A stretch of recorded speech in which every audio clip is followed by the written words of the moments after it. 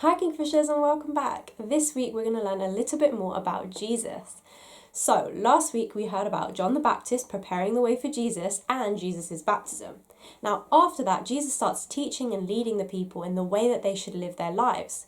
Because Jesus is the Son of God, and so he was teaching people the way that they should live in a way that honours God.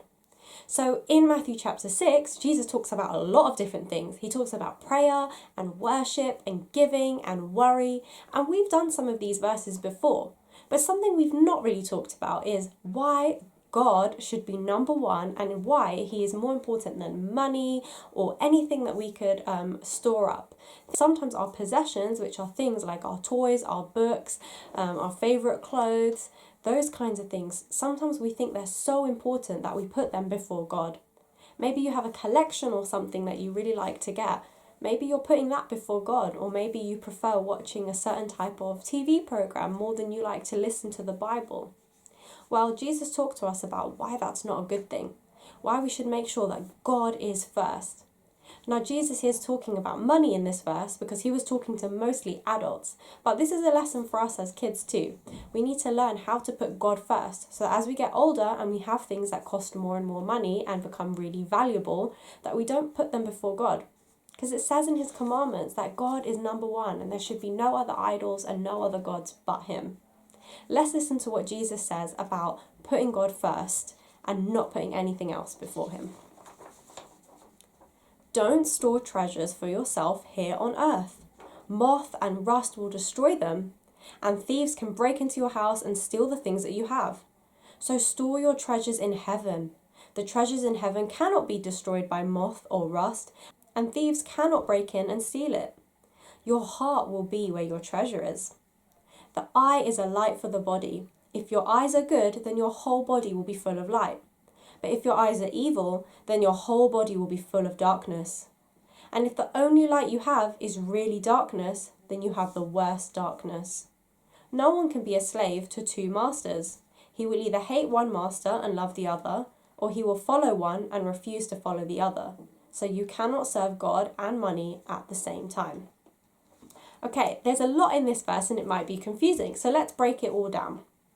What are treasures? God tells us not to store our treasures up here on earth. Well, your treasures could be things like money, or it could be your favourite collection, it could be certain types of toys, it could be your video games, your devices, anything like that. Things that you own that you consider to be really wonderful things that you treasure, that you really love. And God is saying, don't keep all those things and build them up while you're here on earth.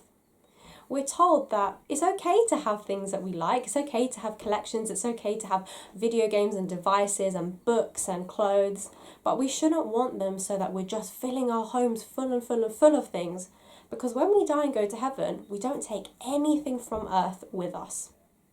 And it says here that the things that we have can be destroyed by rusting or mold or moths over time, and it also says that thieves can come in and steal things, can't they? So the things that we have here on earth are not things that we're going to have forever. They're not things that we can be secure in. But it says that we should put our treasures up in heaven.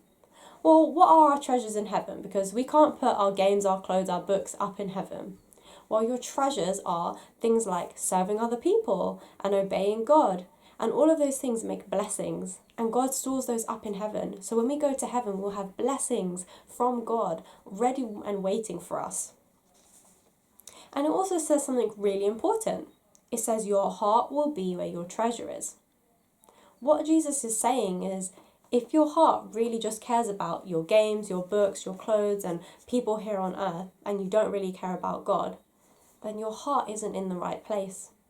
Your heart needs to have God first. He needs to be the one that you love the most. It's really important for us to learn now how to put God as number one. So even if we'd rather be playing a game, if we knew that we should have read our Bible or prayed to God, what do we need to do?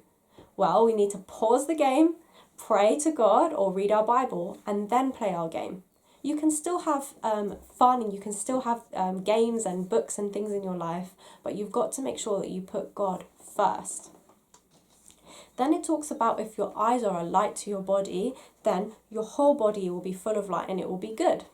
What that means is if you're pretending that you love God, well, really you're just full of darkness. We have to truly love God and truly want to put Him first.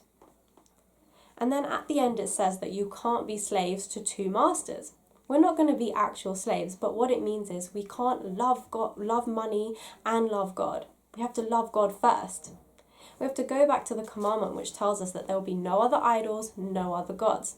We can't put anything before God. We have to put God first. So I challenge all of you, before you play your games or read your books or before you ask for a new toy, make sure that you're putting God first. Make sure that you're praying and you're reading your Bible. Make sure that God is the number one thing in your heart. I pray that you guys have a wonderful week, and we'll be back next week to talk a little bit more about what Jesus was up to before Easter. So I'll see you next week to talk a little bit more about Jesus. Bye everyone.